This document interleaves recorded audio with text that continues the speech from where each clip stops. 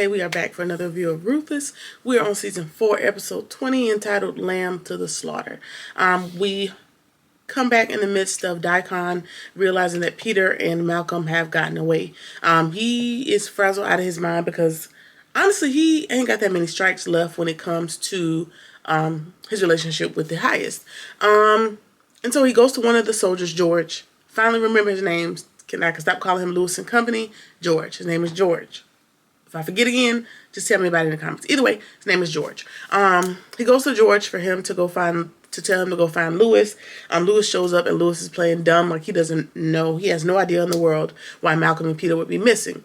And then he tells Daikon, George tells Daikon that they can't be far because we found a car in the woods. And I guess at this point I had to give Malcolm an apology because he wasn't lying. He did have a car in the woods. So Malcolm and Brian's wife showed up together. Right? I think. Correct me if I'm wrong. Can't remember. And I guess he hid his car in the woods and they just walked up to the front gate claiming to want to see what the place is about. Blah, blah, blah, whoop-de-whoop. But what I also realized is that Malcolm and Peter were talking about the same damn car. Because the car that Malcolm is talking about is one that he hid in the woods. Is also the same one that Peter happened upon that he gave the keys to George and Lewis. So everybody was talking about the same car. If I'm not mistaken. Either way, George tells Daikon that he found the car in the woods and that they stripped the car. So wherever they are, they're not going to be getting very far. And so that gives Daikon some sort of solace in knowing that, okay, they got away, but they're not going to get that far.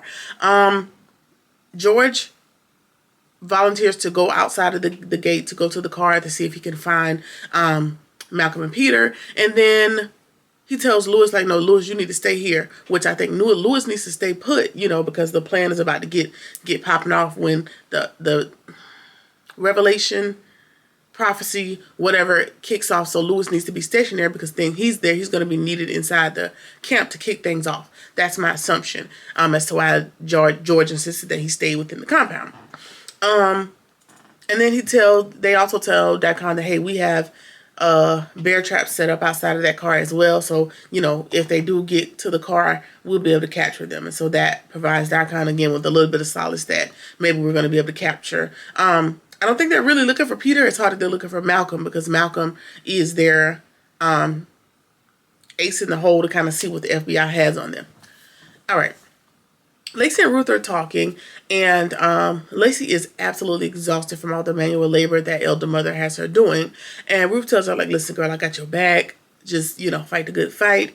We're going to get out of this thing soon. Lacey takes this time to offer her an apology for threatening to give her and Tally up. I don't remember when, where, or how. It's only 4 seasons, but it feels like forever because this particular show takes a very long time to come back. In my opinion. Either way, I don't remember the threat, but we're going to go with it. She tells Ruth that she was just afraid and that she really wants Ruth to believe her, and accept her apology. And she didn't have to do a whole lot of convincing because Ruth needs some more allies at this point. And so Ruth tells her, all is forgiven. And then Ruth, gives Lacey a little bit of information to kind of buy in, her trust as well. And tells her that Elder Mother is trying to poison her and about the pig and all that good stuff.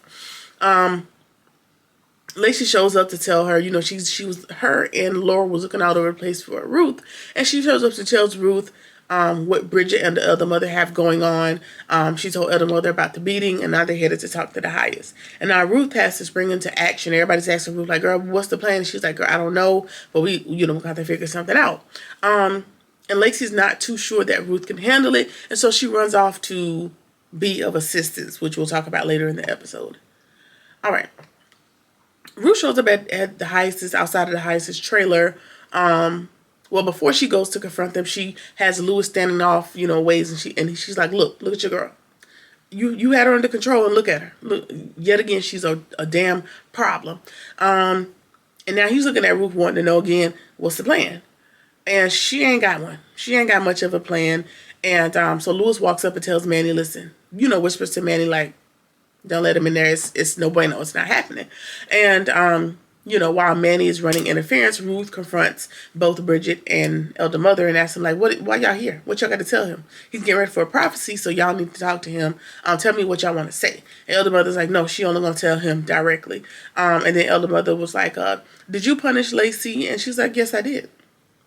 And did. So what about it?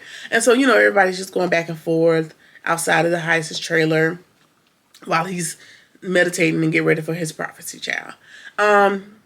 Meanwhile, Lacey is over at the pig pen because she has this brand new information that Ruth just told her about Elder Mother. She's decided to jump into the pig pen to execute her part of the plan, which she came up with all on her own. So she might be second in command when we talk about who in charge of the girls. Of course, Ruth is going to be number one. She might be second in command, but we'll see. I thought it was Joan, but this episode let me know she's not ready to do what needs to be done. All right. Lacey's chasing the pig, running him down, and she finally catches him. And then she uses the chains that Elder Mother has her bound with in her hand to snap the pig's neck. And she tells Zane, to run and get the Elder Mother for the pig because she knows that's going to give Ruth some leverage against Elder Mother. And, we're going to be able to buy some time when it comes to Bridget trying to go snitch to the Heist. All right. We jump back over to the Heist's trailer. We're outside of the trailer. And now Daikon has showed up, and he also has questions. Like, everybody's badgering Bridget, everybody's badgering Elder Mother to figure out what they want because the Heist is meditating. So what do y'all want? Now Bridget, she's speechless, she's stuttering, and she doesn't want to talk. And then Zane runs up to tell Elder Mother that the pig has died, and Elder Mother, you could have bought her for a penny. She wasn't good for a damn thing. She, her face flushed, if that is possible, as if she's seen a ghost. And now she's singing a different tune, and she just aborts mission because she knows that Ruth has some evidence and some leverage against her, so she has no dog in the fight with getting Bridget to the Heist to talk, right?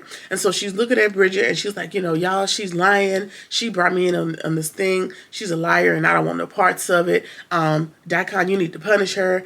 And Daikon is like, oh, lady, you have the rights, the permission. You're an elder. You can punish her. I don't know why y'all bringing this to the Heist, but just go away. It's too much happening, and y'all getting on my nerves.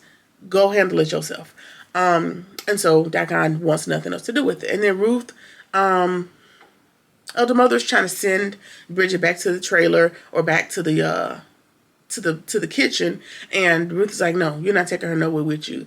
And Elder Mother's like, what do you mean? And Ruth is like, listen, leave her alone. And so Ruth sends her off to the well with Lacey and Zane. And then Ruth is talking to the Elder Mother and telling her, why would you do this to me? Why are you trying to make me miscarry? Just confronting her with all the absolute facts that we have now against Elder Mother. And Elder Mother, she is so apologetic and please forgive me. I was so mean to you all this time and blah, blah. Just very much apologetic. I think half of it might be genuine, and the other half is just to save her own skin, of course. And so, this was a major checkmate. There was a major power grab that happened in this moment, and Ruth came out the victor yet again. So we're going to give Ruth a hand clap of praise with being able to get Elder Mother to leave her the hell alone, at least for now. All right. Andrew is still dumbfounded. He still can't believe that Mac decided to off himself.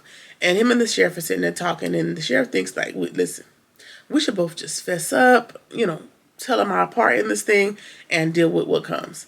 And Andrew's like, I don't know what you're talking about. Like, Andrew is still holding out hope that, he'll be able to get off of whatever he's planning. The sheriff is like, I don't really care. I don't think I have a whole lot of time left. Anyway, I'm just an old man.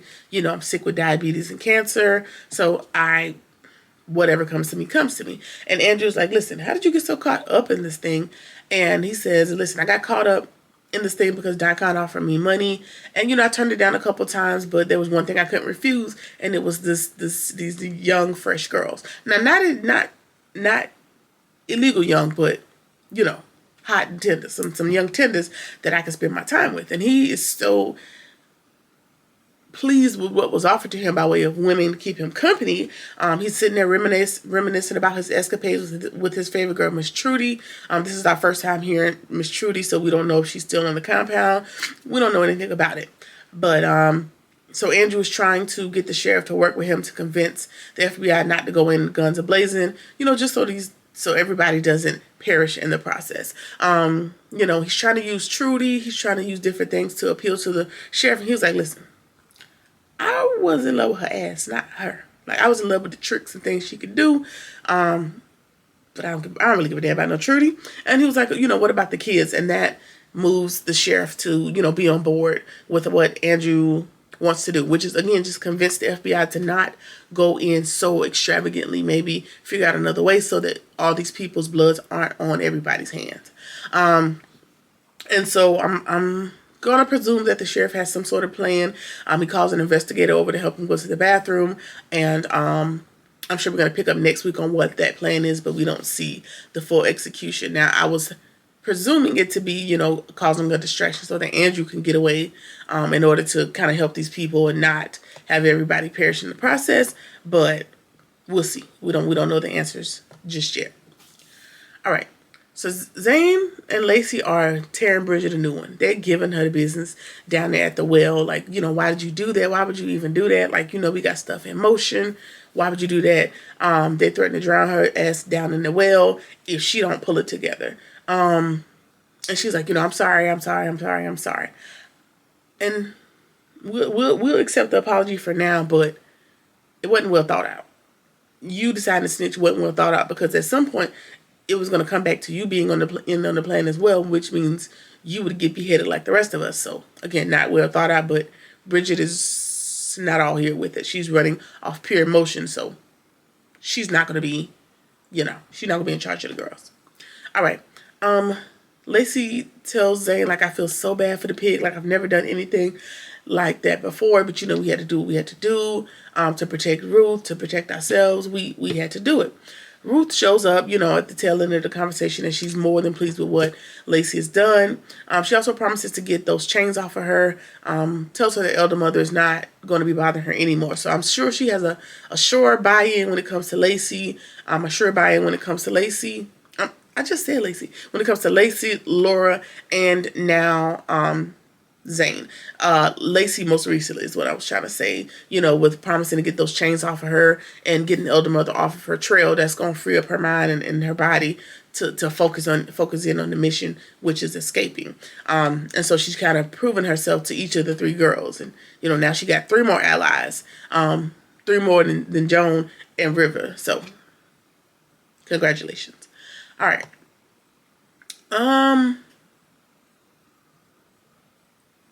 Bridget comes up to Ruth and she's profusely apologizing yet again, which we're going to take with a grain of salt because you also apologized, during the time that you were getting punished, and multiple times you've had to apologize to Ruth and it does not seem to stick. So we're just not even going to count this as a real apology. We're just going to say you just do what you got to do to save your own skin because you keep doing shit to put said skin in jeopardy. All right. River goes to Joan and she is beating herself up. She is absolutely sloshed. She's hammered because she thinks that, her ass is grass because Daikon has the hot spot and she thinks he's going to go look up the account. Now, that is the furthest thing from Daikon's mind. Currently, he needs to figure out the safe situation, and River's telling her, like, don't give up hope just yet. Let us see. If he comes to you with the information, we'll deal with it from there. And she just thinks it's over for her, even though nobody has confronted her with any new information. This is what she presumes. And I said at the top of the review that I thought Joan would be like Ruth when it comes to like thinking on your feet, being in charge of the girls, getting these people in place. But Joan does not have that. And Joan doesn't have that because she is bleak in her countenance. While she can snap into like a Ruth type threatening and mannerism, she can't hold it long. It's almost giving like bipolar. Like she's always in between this Ruth type, boss bee type of attitude, but she also has this little childlike thing that I really think is a part of her actual personality. And this particular episode showed me that she does not work well under pressure. When she thinks she's been had, she can't think under her feet, and she's just ready for whatever comes. Also, when the alarm was pulled and we thought that the government was coming into the compound, while Ruth was running around trying to stop people from drinking Kool-Aid and, offing themselves and all these other things that Ruth was doing, Joan was somewhere with a necktie or a rope or whatever it is, and she was about to string herself up like strange fruit and go on to be with the Raku. So she cannot work well under pressure, and she should just stick to numbers and bank accounts. All right. So River tells her, like, listen, you know, and first of all, she asked River, like, hey, did Ruth tell you what happened? He was like, she sure did. And, you know, I'm so disappointed in you, but tell me your side. Now, he done did a little reverse psychology on her. He has no idea what the hell she's talking about because Ruth did not tell him. And now she's like, you know, all I did was just put my name in the account. And now she knows that she's been bamboozled by River to psych that information out of her. Now she has to tell him the full extent of what happened. But River's like, listen, I don't think he's as onto you as you think he is, just by the fact that Malcolm has escaped, and so that's going to be a good enough diversion that's going to give us another chance to get the money. And also, if we don't get the money out of the safe, then I will be willing to split the $1 million with you that you have inside the account. Now, he didn't say nothing about Ruth, but I'm sure he knows that Ruth knows the money is in the account, but he's kind of putting himself in on this backup plan as well in the event that they can't get the money out of the Heist's trailer. So, whatever. And then he's like, if Daikon does not have the information by the time, I get to him, give me an opportunity to try and fix it for you. And Jonah's like, all right, do what you think you can do. But she is not believing that he'll be able to do any damn thing to help him out, but whatever. All right. Aaron has told Desiree everything that he has seen and experienced while they're at the compound. He confirms that he saw Brian, Andrew, and Malcolm all tied up in a trailer, which confirms that those agents were or may still be on the compound as far as Malcolm is concerned, which may, give them some leverage. We'll call in DC to get this warrant sped up. She says the strike team is about an hour out, but we're still waiting for the warrant to come through. And then she was like, well, since we're so anxious to get in there and get Laura up out of there, maybe you should call your dad and see if he can expedite things for us. And he's like, no, ma'am, I'm not going to be able to do that. He's not going to be willing to help. He's not going to help at all if he knows that Laura is in there, because he didn't want us to get married to begin with. He don't even like her, so that ain't it. And he's like, you can call somebody else and, get somebody else to do it. Desiree's like, listen, it's election year and everybody kind of wants to stay within a safe distance of this thing. So we kind of have no choice but to wait. Nobody wants this blood and this thing on their hands. So we just got to wait. All right. River goes to Daikon and he's offering to help him, because he went to school for computers. Don't know how true it is, but it's River. You never know. And so at first he's like, no, I don't need your help. But it seems that Daikon don't have the tech savvy to find out what he needs to know. And he has to tuck his tail. He now has to ask River for help looking at the instructions on how to work the safe. River is reading over his shoulder and he says that the model that they bought is obsolete, which context, use your mind. If it's obsolete, why the hell would y'all buy it? If it's obsolete, why would y'all have purchased it? That don't make sense. Either way, he's like, so what am I supposed to do? River's looking up something on the computer, and he reads something that says, if you know the original code, or if you know something that can send you a replacement code to lock the safe up, but it will be via email. And then Daikon is like, well, we don't got no damn email addresses, so what do you suggest? And then River's like, oh, well, Joan has an email account, with her being the accountant and setting up the different accounts with washing the money and stuff. So we should bring her in and use her stuff. And then River trips, quote unquote, trips and falls and breaks the laptop. And yeah, I guess this is just a safe measure in case Daikon wants to look it up himself or verify the information that, River just read off to him, which if he were looking over his shoulder, you should have read it. Like, while you're not a computer genius, I'm sure that English is your first language, and you should have been able to read what he read, but whatever, child, we're going to go with it.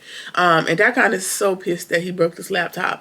And River's like, my bad, I'm clumsy, I tripped and fell. And now Daikon is trying to rip his throat out. And, he doesn't exact his revenge at that moment, but he's looking at him like, you dummy.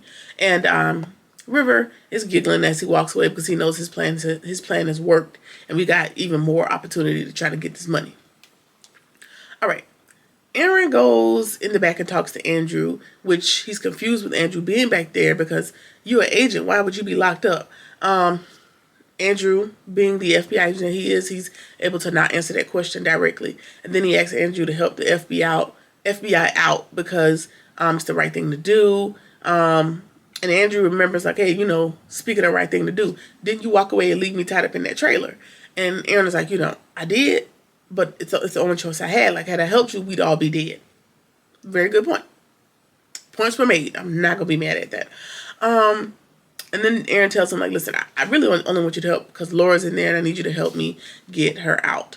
Andrew does not offer any solid answers as to whether he can help or not.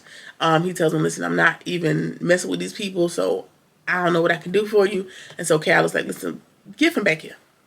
Go up there and sit down because I told you not to bring your ass back here to begin with. So that is how that happens. All right. River goes back to Joan to brag about his tactics of breaking the computer or whatever. He's on cloud nine and Joan is like, are you sure? Maybe they looked it up before you got there, blah, blah, blah. Joan is both drunk and cannot be bothered with being logical. And then the heist sends Manny to get Joan. And she is absolutely terrified that he already knows about the account and she's accepted her fate. And River's like, listen, don't give up yet. Like, if they don't confront you with the information, just chill, little mama. But again, we know she don't have the wherewithal. She don't know how to adapt under pressure. And so now we need to go see what the heist wants. So we get to the heist and he asks Joan if she's devoted to the cause, if she'd ever lied to him, blah, blah, blah, blah, blah, blah. And she confirms all of those to be fallacies. I'm good. I'm loyal. I love the Raku. I'm here for you. Blah, blah, blah, blah, blah. Then he goes on to ask her, so why were you and Ruth arguing outside earlier? When she was out there trying to be in charge of the girls, right? And threatening Ruth, threatening to tell the heist that Ruth is not indeed pregnant and threatening, basically trying to force Ruth to help her cover up this account. She didn't realize that in between meditations, the heist was over here peeking out the window, looking at them argue outside. And she claims that, it wasn't an argument. And he's like, okay, if I asked Ruth, would she say the same thing? And, she's like, yeah, sure. Absolutely. No problem at all. And then he's like, okay, well, Ruth is on the way and she's going to answer the question when she gets here. Now, Joan is up against the wall because the account is the least of your worries. If Ruth doesn't have enough, I ain't gonna say wherewithal because Ruth has more than enough of that. If she don't give a damn about you anymore, you are out of here because she could say anything once she gets in here to disprove your assumption that they were just talking, about how much they love the Raku. Hopefully you've bought some kind of loyalty from her, being in cahoots all these months, days, weeks. I don't know how long y'all been conspiring to escape. But you're at a disadvantage, unfortunately. While you thought you had leverage with threatening her earlier in the day, you now got to tuck that tail and you got to be able to give like some Morse code, blinks or something so she don't tell what went down. Ugh. It's a bad place to be in, but you put yourself in it. So I don't really feel bad for you. All right. To round out the episode, we see Malcolm running through the woods, trying to, I think he's gotten away from the car because he saw that the car was already stripped when he got to it. So I'm guessing he's just still running through the woods and his ass gets caught in a bear trap. So if the poison from the sandwich doesn't take him out, the bear trap and George will. In the final scene, we see George stumbling upon Malcolm asking him why he's out there. And it appears that he shoots Malcolm. Nothing really is as it appears at the end of these episodes, so I'm just going to doubt that he really shot Malcolm. He knows that Malcolm has escaped and he is looking forward to escaping. Maybe he's just going to let Malcolm keep running, and maybe take him out of that bear trap so he can just go on about his business. I don't know. Maybe not, because that's going to put a monkey wrench into the prophecy, everything that, they have going on for later on that evening. Perhaps. I don't know. Either way, that's been the episode. While I have you, I was sitting here thinking, if there's a great chunk of people, parishioners, whatever you want to call them, that could potentially escape tonight, right? tonight in the future, whether that's by way of Ruth with her plan and them getting out of there with the money, or, the FBI finally coming through with the warrant and coming in there in a way that's going to spare all these people's lives. Some way. Do y'all think that the saga is over once that happens? Because we're so close. We are so close to people escaping. Now, this little plan that's supposed to happen during the prophecy, don't know how that's going to work out. Might fall through. I don't know, because we're on episode 20, so we're pretty close to the end of the season, but just making guesses here. Or do you think that there's going to be like a spinoff or something that's going to show these people's lives after they escape? That would be nice, but could also be boring. I don't know. Let me know what y'all think. Either way, that has been season 4, episode 20. Let me know what you think about the episode. Let's talk about it in the comments. Like, comment, share, subscribe, or whatever it is that you feel like doing, and I'll see you in the next one. Peace.